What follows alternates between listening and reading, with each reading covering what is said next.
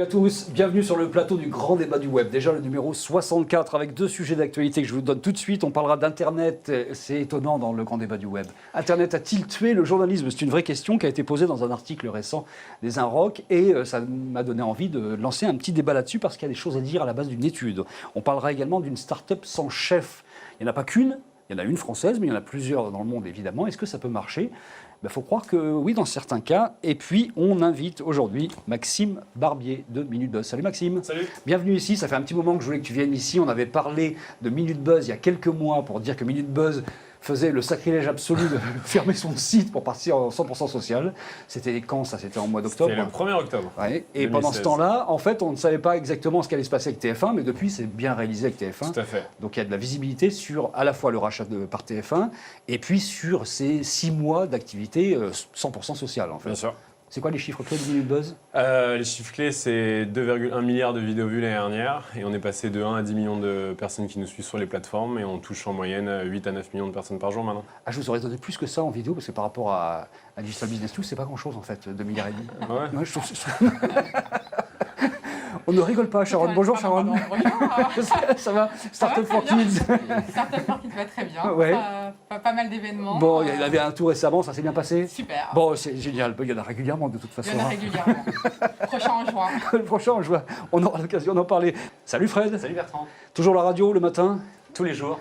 Les infos sur WeFM le matin. L'homme qui se lève très très tôt, enfin qui se couche très tard, je ne sais pas exactement comment on dit, parce que là, à ce niveau-là, J'inverse. Ouais. Je fais l'inverse, là où tu te couches, moi je me lève. Et puis tu donnes des cours d'écriture digitale également à l'ISCOM. Exactement. Qui est une école de... Et une école de communication et de publicité. Bon, ça se passe bien. Ça se passe très L'homme très qui bien. a cumulé On parle vraiment deux boulots et qui de temps en temps, quand il n'a vraiment plus rien à faire, vient dans le grand débat du web l'après-midi alors qu'il s'est levé très très tôt le matin. Salut Jérémy. Salut.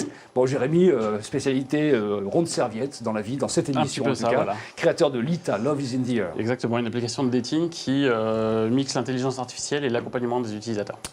Internet a-t-il tué le journalisme? Voilà la première question de cette émission. Un article récent des Inrock se titrait comme ça, et il faisait référence à 3 personnes qui ont monté une étude. Il y a un économiste, il y a 2 chercheurs de l'INA qui ont monté une étude sur les contenus web. Attention, pas les contenus que les journaux papier publient aussi sur le web, mais les contenus qui sont uniquement sur le web. Ça s'appelle dans l'information à tout prix.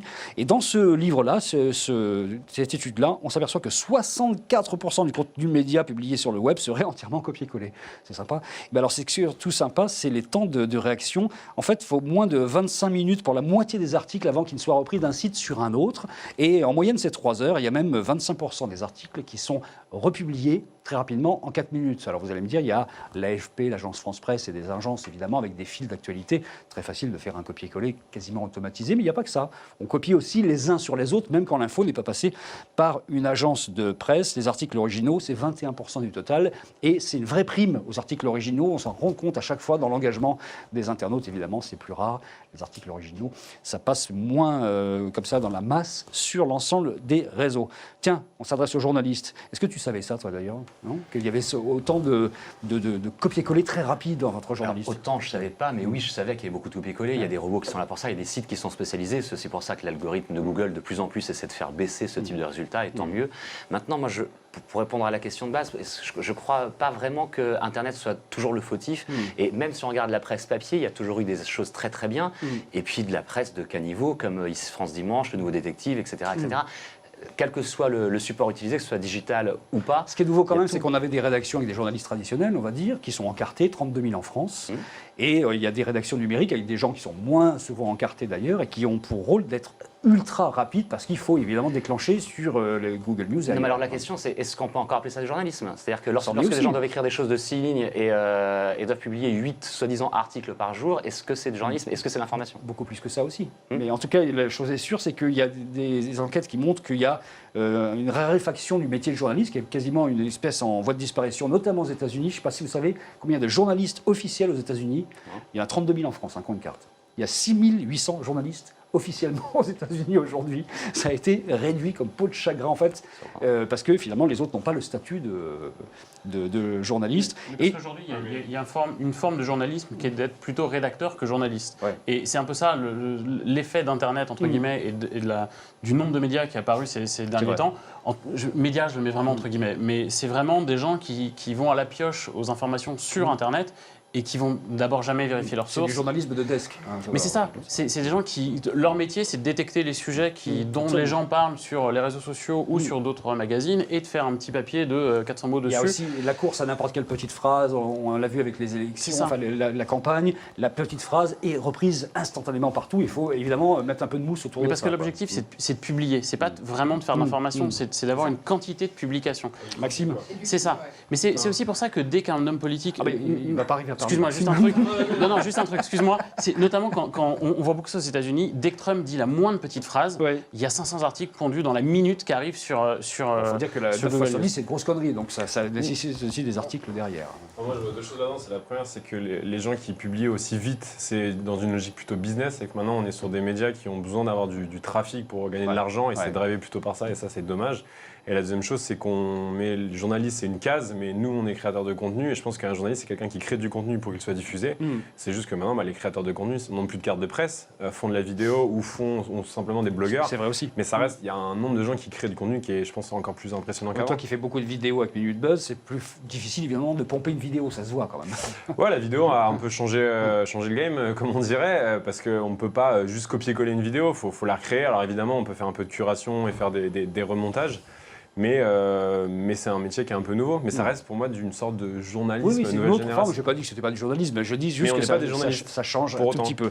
Les sites, les sources préférées, l'AFP en numéro 1, RTL en 2, Europe 1 en 3, BFM TV, Le Monde et Le Parisien qui s'en sort bien aussi. Voilà les sources principales qui sont reprises, mais alors vraiment quasi instantanément sur la plupart des autres médias. Finalement, c'est une réinvention. C'est un peu comme d'autres métiers avant. Le web fait que ça change la donne. Hein. Ouais. Donc, il y a eu ça dans la musique, dans le cinéma, les séries, etc.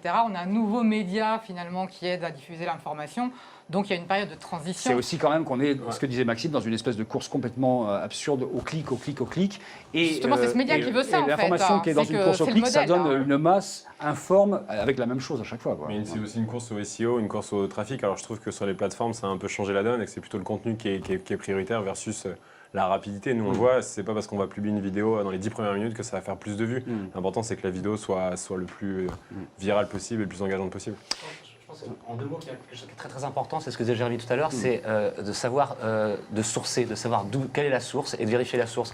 Et c'est pas le travail que des créateurs de contenu ou des journalistes, on appelle ça comme on veut, c'est aussi le travail des lecteurs et des Justement, internautes. 45% des sujets, là, des articles qui sont pur web sont sourcés en fait. Hein. Donc 55% des cas, on ignore C'est ça. un petit peu C'est ça. la source du truc. C'est vrai que ça serait pas mal de... Il faut que le public apprenne à savoir, à identifier une source, savoir si elle est fiable ou non. Absolument. Le résultat, mettre une source, c'est légitime. J'ai l'impression pour la plupart des gens qui écrivent, c'est j'ai mis une source, donc c'est Ouais, vérifié. je peux mais dire alors, n'importe quoi, voilà. c'est les autres qui ont dit une connerie à J'ai ma mis place. source AFP. Une start-up sans chef, est-ce que ça peut marcher? Apparemment, ça peut marcher. C'est le cas de Web Atrio, qui est une start-up qu'on a dénichée en fait, sur un article de BFM TV, qui est une start-up qui a reçu un prix récemment. Il y avait un classement, bon, il vaut ce qu'il vaut, un Great Place to Work, des entreprises où il fait bon travailler. Il y en a pas mal qui se sont vantés d'être dans ce classement-là, et avec raison, certainement. Et ils ont fini 4e dans leur catégorie, moins de 50 personnes. Et en fait, il y a bien un fondateur, il y a bien un patron, mais un patron n'est pas nécessairement un chef pour lui. Il décide qu'un salarié est plus épanoui et plus performant qu'un salarié fliqué ou infantilisé, ce qui est une vague de fond, on va dire, dans le management moderne, mais qui a peut-être un peu de mal à prendre racine dans le web, où nombre de startups n'ont pas encore tout à fait compris que ça pouvait fonctionner comme ça. C'est l'entreprise libérée, en fait. Sorte de management. Ça fonctionne comme ça chez toi? Bah oui, on est passé en entreprise libérée il y a un an. On a vraiment libéré le management pour remettre le bonheur comme source de motivation au sein des employés. Vrai. Mais si, Tu prends c'est qu'une- que ce sujet-là aussi peut m'intéresser. tu prends Et- aucune décision, en fait. C'est pas que je prends plus aucune décision, c'est que c'est complètement décentralisé et on passe d'une organisation de contrôle à une organisation de confiance. Donc les gens fixent leurs objectifs ensemble. Évidemment, on a une décision parce qu'en tant que gestionnaire, on est obligé à un moment d'avoir plus d'informations qu'eux, mais ils se débrouillent, ils font un peu comme ils Tu veux veulent. dire que quand tu as discuté avec TF1, tu leur as dit alors primo, j'arrête mon site. 2 jours, je suis une entreprise libérée. Et 3 jours, ne comptez pas sur moi pour venir m'installer dans Mais votre ils étaient encore là, donc je me suis dit ça va le faire. Et ils ont dit oui. Et ils ont dit oui. C'est dingue. On en parlera tout à l'heure, notamment de TF1 One. Qu'est-ce que tu penses de cette entreprise libérée? Alors, d'abord, ça marche à plus grande échelle. Une entreprise comme Zappos, ils sont 1500 salariés et ça fonctionne. Donc, après, la première source de résistance, c'est le management. Ouais. Donc, lâcher le pouvoir quand on est le créateur ou manager au niveau.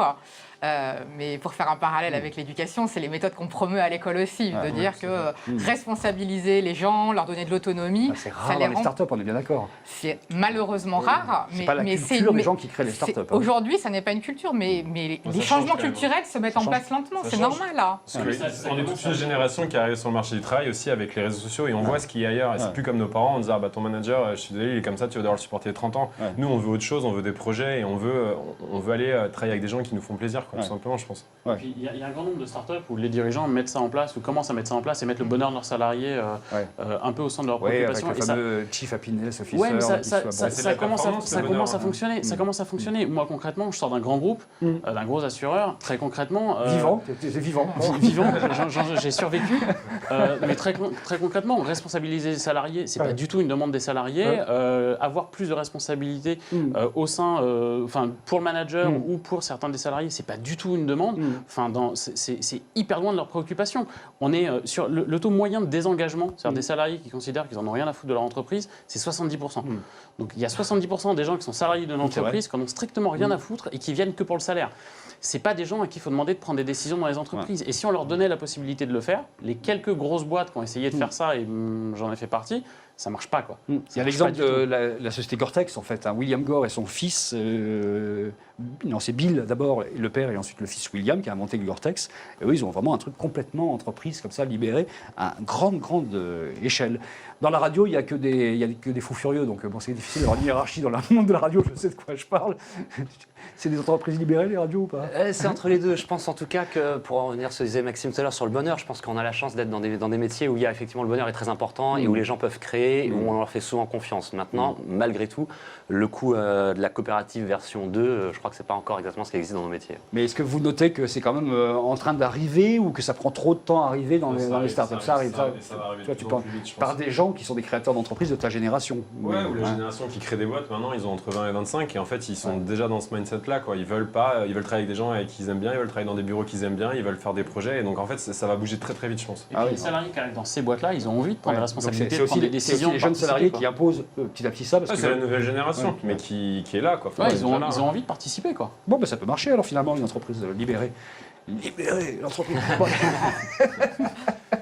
Allez, on parle de Minute Buzz avec Maxime Barbier, qui connaît Minute Buzz, qui lit Minute Buzz. Tu lis un peu, Sharon, toi, ou pas? Tu lis, c'est bien, Maxime. Je regarde régulièrement.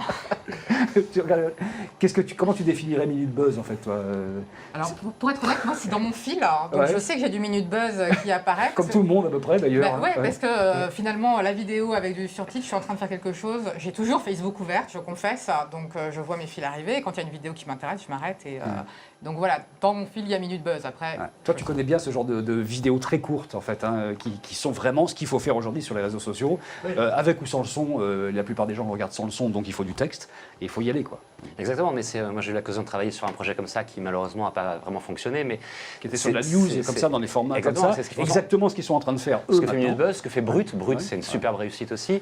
Et effectivement, c'est ce qu'il faut maintenant, faire des choses courtes qui aillent à l'essentiel. Et contrairement à ce qu'on pourrait penser, ça ne veut pas dire que c'est la mauvaise qualité, très loin de là. Oui, parce que ça oblige à synthétiser complètement. C'est une autre façon. Considéré comme de la mauvaise qualité. Je pense que c'est en train de changer, mais peut-être par des gens justement un petit peu old school. Alors qu'on voit très très bien, et avec notamment ce que tu fais, qu'on peut faire des choses de très très bien. Quand la fusion s'est faite avec TF1, Olivier Abécassis, qui est le patron du web, avait dit on va faire des trucs nouveaux. Et ça n'a pas pris beaucoup de temps. Finalement, TF1 One est lancé, ça y est. Ça y est. Ouais, tout à fait. Ça a été lancé début avril et c'est le premier projet qui est vraiment issu de la rencontre des deux mondes. Et on va se servir de tout le contenu qui est créé par TF1, qui est extraordinaire. Ils ont, 200 journalistes sur le terrain qui vont faire des sujets un peu partout en France. Et notre expertise de diffusion et de création de contenu, on regroupe les deux. Ça fait TF1 One, une marque 100% info. Parce qu'on pense que les jeunes n'aiment pas l'info, mais c'est pas vrai, c'est juste que l'information dans la forme actuelle ne leur plaît peut-être pas, et 100% social et 100% vidéo. Donc social, ça veut dire Facebook, Twitter, Instagram, Snapchat, enfin les 5. Snapchat, c'est monstrueux.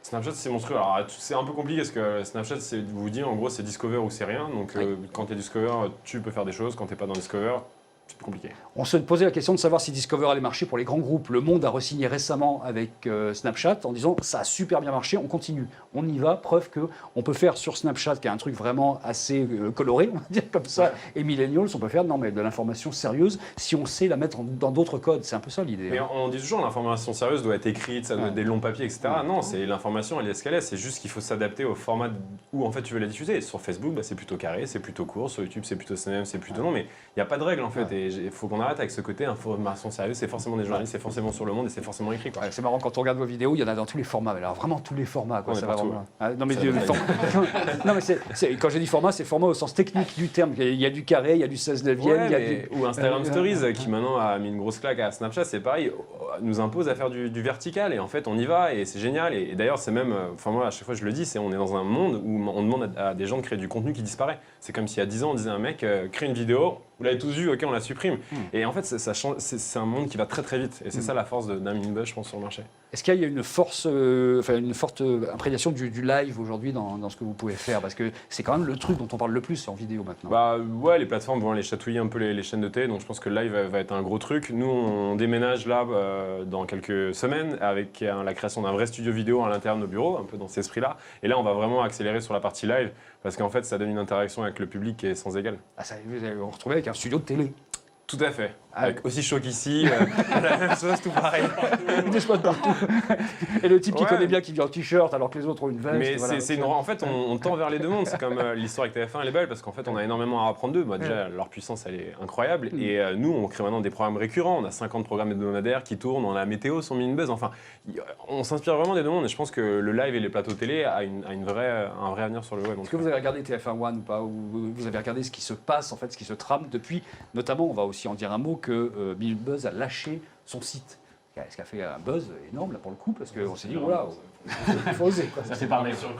Mais moi, je pense que c'était une excellente idée. D'ailleurs, Naosis l'avait fait avant avec une landing page où on mettait nous sommes partout où vous êtes et avec des liens vers tous les réseaux, etc. Et je pense que c'est effectivement l'excellente idée à faire. À l'heure actuelle, les gens qui veulent utiliser les réseaux pour renvoyer sur leur site se trompent totalement. C'est l'inverse. C'est que ça se passe plus là, quoi, du tout. Tout à fait, ce que tu dis. Non, mais en fait, c'est ça, c'est un changement des usages. Et déjà, les plateformes veulent tout garder chez elles. Et ça, il faut vraiment qu'on se le dise et que les grands médias s'en rendent compte. Et vouloir générer plus de clics d'année en année, c'est juste à l'encontre de ce qu'elles veulent. Et puis même, les jeunes, maintenant, ils ouvrent leur téléphone et c'est plus pour aller sur minutebuzz.com. Ils ouvrent Facebook, ils ouvrent Instagram. Et on est dans un monde de flux, en fait. Et depuis qu'on est passé de site à non-site, on est passé de 1 à 10 millions de personnes qui nous suivent. On est passé de 50 à 300 millions de vidéos vues par mois. On a 1 milliard de portées par mois sur les réseaux. Enfin, je veux dire... On est poussé par le sens des usages et c'est ça le vrai pari qu'on a pu prendre. Donc le site aujourd'hui c'est un lanceur comme il y en avait là où, enfin il y en a qui utilisaient ça, ploum, je clique sur le bouton et je vais là où ça se passe. Pour dire, depuis le 1er octobre, je sais même pas combien de personnes sont allées sur le site parce qu'en fait on s'en fout. Bah mais carrément. C'est pas là que ça se passe. C'est pas là que ça se passe. Donc les métriques ont changé, ce qu'on regarde a changé. Et on parle maintenant de reach, de vidéos vues. Et d'ailleurs, on a arrêté d'être schizophrène, parce qu'à un moment, il fallait créer des articles pour un site que personne n'allait voir, puis des vidéos pour les réseaux sociaux, on savait plus où donner de la tête. Et là, maintenant, on est tous focus sur... Il y avait aussi l'autre phénomène quand on fait de la vidéo, c'est que Google, la vidéo, ça ne leur parle pas. Il faut du texte, du baratin, et un certain nombre de baratins, d'ailleurs, pour qu'ils considèrent ça comme étant un contenu et qu'ils le référencent. Mais grave. Donc ça oblige à écrire pour rien que personne ne lit, en fait. Mais avant, il y avait des médias où c'était le SEO, où la technique qui dictait en fait ce qu'il fallait faire à l'intérieur du site. On se retrouvait avec des articles qui n'avaient plus de saveur, ou en fait qui étaient juste des pages de tags. Et là, en fait, on arrive dans une époque du contenu où maintenant, c'est vraiment différent. On a beaucoup de gens créatifs en interne. On a une cinquantaine de salariés qui sont vraiment dédiés à créer des choses qui ont une vraie valeur. Jérémy, tu connais un peu le monde aussi, toi qui as créé Lokita il y a quelques années. Je connais un petit peu, d'ailleurs, j'ai connu Maxime à cette époque-là, et je trouve le chemin de Maxime génial, et le lancement de TF1 One, je trouve vraiment ça génial. C'est-à-dire, je trouve ça très bien. Il veut se placer, lui. Non, pas du tout. Non, pas du tout. Juste prendre un café ensemble. Non, je trouve génial que Maxime, avec un modèle qui était toujours considéré comme étant de l'entertainment, vachement gamin, avec les millennials, machin, tout ce qu'on peut entendre de ça, arrive à lancer un média avec TF1 sur de l'information sérieuse, et pour le coup, sur un format qui est vraiment adapté aux usages d'aujourd'hui. Ce que j'apprécie énormément chez Minute Buzz, mais tu le sais déjà, c'est qu'il ait eu l'agilité de se caler sur les usages des gens et pas absolument d'essayer de forcer le côté faut que je fasse beaucoup de contenu, il faut que je fasse du SEO. Il a vu que ça se passait sur la vidéo, il a vu que ça se passait sur les réseaux sociaux, il a flingué le site et il a flingué le contenu écrit. Je trouve que la transition s'est bien passée, enfin tu confirmes avec les chiffres, mais moi de l'extérieur je trouvais ça hyper bien. Et le fait d'arriver à aller maintenant sur de l'info sérieuse, je trouve que c'est un vrai pas. Et ce que Nodis, par exemple, a eu du mal à faire en allant sur de l'information sérieuse, il y a d'autres médias, Business Insider, par exemple, aux États-Unis, moi j'ai toujours regardé que les vidéos, je ne savais même pas qu'ils avaient un site web, puis de toute façon, maintenant ils n'en ont plus. Mais d'aller vraiment sur de la vidéo et sur des usages réseaux sociaux avec de l'information sérieuse, je trouve ça top. Quand tu dis sérieux, c'est triste, hein. L'information triste. Non, sur mais, ce que TF1 diffuse de façon un chaton qui est diffusait de sur, façon qui est chiante, sur un quoi. iceberg, ça peut être une information sérieuse aussi. Complément, on est passé en entreprise libérée en début d'année 2016 et d'ailleurs le fait d'être en entreprise libérée et d'avoir des gens qui sont plus libérés, ça nous a permis aussi de faire un pivot parce que quand tu arrives avec tes 30 salariés et que tu leur dis bah le site on va le fermer, à un moment donné il faut quand même qu'ils t'écoutent et qu'ils aient une envie de le faire quoi. Et l'autre chose aussi c'est parce qu'on est 100% brand content depuis maintenant 2 ans et notre business c'est de créer des contenus et qu'ils soient sur le site ou sur les plateformes, ça ne change rien pour nous et c'est pour ça que peu de médias en fait vont faire cette transformation parce que quand tu as la problématique du display, bah tu peux pas fermer ton site quoi. Ça veut dire qu'aujourd'hui, comment ça se passe par silo de réseaux sociaux ou finalement, est-ce qu'il y a des gens qui sont dédiés Snapchat à fond les ballons? Non, on a des équipes de 8 qui sont autogérées sans manager. Il y a une équipe qui gère Minute Buzz et elle gère multiplateforme, une équipe sur Hero, super bon social shopping, on a une équipe de commercial, une équipe de créatifs et ce beau monde en fait se parle entre eux quoi. Sharon? Impressionnant. C'est impressionnant. Ah ouais, quand c'est même. impressionnant. Ouais, quels sont les métriques, un petit peu, les chiffres, justement, depuis qu'il y a eu ce changement sur le site? Qu'est-ce que ça a changé concrètement? Parce qu'il y avait quand même une audience qui n'était pas négligeable sur le site. Est-ce qu'elle s'est retrouvée ailleurs cette Quand on a audience-là fermé le site, je crois qu'on avait encore 4 millions de visites par mois. Oui, c'est pas On s'est mal. assis là-dessus. Bon. Et non, les métriques sont là maintenant, c'est les vidéos vues, la capacité qu'on a à créer des contenus engageants, le nombre de contenus qu'on produit, le nombre de contenus originaux qu'on produit aussi, parce qu'on en fait de plus en plus. On fait 300 millions de vidéos vues là, au mois de mars, on va en faire de plus en plus et grossir et verticaliser. On a la 4 marques, on a TF1 qui est la 5e marque du groupe, on a une 6e qui arrive, puis sûrement une 7e cette année. Moi, je me rappelle qu'au moment où tu es passé, où tu as flingué le site, justement, tu annonçais 5 millions d'euros et tu annonçais vouloir passer pendant 5 ans à 50 millions. Ouais. Est-ce que c'est toujours la même ambition maintenant que TF1 est rentré Sur le dedans chiffre d'affaires, le chiffre d'affaires, ça marche très bien en ce moment. Non, mais je veux dire, est-ce que tu as toujours Ouais, cette ambition de après, c'est des passer grands chiffres, mais l'idée, c'est que depuis 3 ans et demi, on est, je pense, un des rares médias à être rentable. On a 100% de croissance par an, et là, on est parti pour faire la même chose cette année. Donc, je pense que TF1 Comment tu fais concrètement pour gagner de l'argent? Parce qu'un site, on sait qu'on peut mettre une vidéo, puis à côté, on met une bannière, on met ce qu'on veut. Comment on fait sur les réseaux sociaux? Ça, c'est une bonne question qu'on me pose souvent. On pense que sur Facebook, il n'y a pas de business model. Ouais. Mais en fait, nous, la création de valeur, on l'a fait au démarrage. C'est-à-dire qu'on est payé par les marques pour créer du contenu et le diffuser. On n'est pas en autoplay, en pré-roll, comme peut l'être sur YouTube. Donc, en fait, sur les 600 vidéos qu'on produit par mois, il y en a une 50aine qui sont des contenus de marque et c'est ceux-là qui nous donnent de l'argent. Et ça finance les autres. Et ça finance largement les autres. Donc vous êtes payé pour les produire et les diffuser, en fait. Et diffuser. Et là, avec le mid-roll de Facebook, Ça veut dire qu'il n'y a pas de modèle purement Facebook en tant que tel aujourd'hui qui peut vous permettre. Nous, on voit Facebook tous les mois de manière très proche. Parce que maintenant, on est devenu un peu un exemple de média qui marche sur les plateformes. Oui, un peu. Et il y a des trucs qui vont arriver. Le mid-roll, vous avez entendu parler, etc. Bah, on a vu des tests. Alors, le mid-roll, c'est une petite pub au milieu. Du truc, hein, c'est des vidéos de minimum 90 secondes. À la 20e seconde, en fait, c'est un. 90 secondes à la 20e. À la 20e, voilà. Ça Non, fait c'est minimum mal. 90 secondes. Ouais. Donc, elles peuvent faire plus, hein, mais au bout de la 20e, c'est coupé. Il y a un format pub. En fait, ce que je trouve qui est génial, c'est que tous les GAFA là, sont en train d'aller de tendre vers des spots pub, enfin des morceaux de pub de 5, 6, 7 secondes. Qu'au final, je trouve assez bien parce que ça les rend beaucoup plus créatifs, un peu comme à l'époque de Vine. Alors c'est sûr qu'en plein milieu de la vidéo c'est un peu hard pour l'instant, mais... Ça veut dire que tu as 20 secondes pour convaincre Quand tu fais 4 milliards de les gens vidéos doivent avoir vues, absolument envie d'aller voir la suite pour se taper toute la Oui, mais vidéo. dans l'absolu, Bertrand, les gens regardent pas beaucoup plus au-delà de 20 secondes de toute façon. Enfin, si ça les intéresse pas, il faut de Mais toute ça façon c'est les un bon convaincre. point de Vincent de dire qu'il faudra créer des vidéos où la personne a envie d'aller au bout. Faut engager en 20 Je secondes. trouve que la coupure pub au milieu, c'est horrible. C'est à l'américaine, c'est Ouais, mais c'est exactement. c'est- Mais c'est horrible quoi, Non, mais attends, d'avoir mais- foutu ça sur les réseaux. Et aujourd'hui, c'est 120 secondes de pub avant même de savoir Mais si oui. c'est intéressant. Mais Donc oui. c'est quand même mieux. Hein. Au Non, mais moins, c'est- en 20 c'est- secondes, on se fait un avis. Ouais, c'est... Ouais, carrément. Je préfère Non, mais une tu coupure de laisses 6 pas mal, secondes à 20 secondes que me taper comme sur certains sites dont je ne sais pas Ah le non, nom. c'est désagréable, mais- tu laisses sur pas mal de replays en fait, ces coupures intempestives, tu es en train de regarder ton émission ou quelque chose et là tu es interrompu quoi. Dans ton... Ouais. Et un autre truc qui est important, c'est que ça tend aussi les marques à faire des bons contenus de pub. Et c'est là aussi, c'est pour ça qu'il y a un appel d'air sur le brand content avec Minute Buzz explose un peu chez Chi, c'est parce que faut que ton 6 secondes il claque. Il claque et il faut que tu saches comment parler à l'audience qui est sur Facebook, etc. Donc franchement, si le contenu il est génial entre ta vidéo, moi j'ai pas de problème à le regarder en fait. Parce que tout le monde veut faire les millennials aujourd'hui, en se disant bon, on les a complètement perdus, il faut les récupérer. Bon, pour rien que TF1 est revenu là, parce que ça fait quand même un moment que toutes les chaînes de télé ont perdu les millennials. Mais savoir leur parler, ça c'est un vrai business. Hein. Et savoir leur parler sur Snapchat, on en a déjà discuté ici. Déjà, on avait du mal tous à comprendre ce que Snapchat. Alors de là, faire du contenu pour Snapchat. Il y a The Lab Bib qui est un média anglais assez connu. Et en gros, pour Snapchat, ils ont un comité de direction de collégiens. Et c'est des collégiens qui viennent tous les mois à l'intérieur de la rédac et qui expliquent à la rédac comment faire. Mais que tes gens qui sont sur Snapchat, ils ont 14 ans chez toi, non?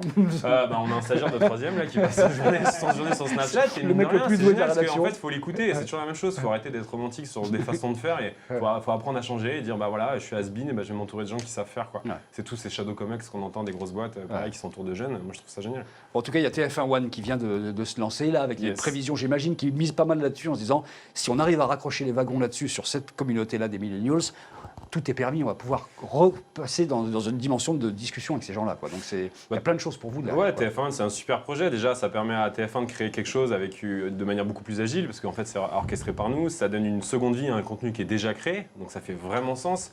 Et surtout, nous, ça nous permet d'aller sur de l'information. Et tout le monde dit que l'information n'a pas sa place auprès des jeunes. Oui, les jeunes, ils préfèrent s'abonner à Minute Buzz et voir des trucs plutôt positifs. Et bien là, on va prouver que non, moi, j'aime l'information. C'est juste que quand je vais sur mon Facebook, les algos, ils me disent en fait, t'aimes pas l'information. Donc si l'information arrive à aller dans mon flux, je pense que je la consommerai. Et donc c'est ce qu'on va essayer de faire avec TF1. Allez, le message est passé, même s'il fait chaud. Merci Maxime d'être venu dans cette émission pour Minute Buzz et donc TF1 One. Merci à Fred Hafner, Sharon Sofer et Jérémy Benmoussa. On se retrouve la semaine prochaine avec encore d'autres chroniqueurs, même si quelques-uns pourront être les mêmes, d'autres sujets et d'autres invités. Salut à tous, à bientôt.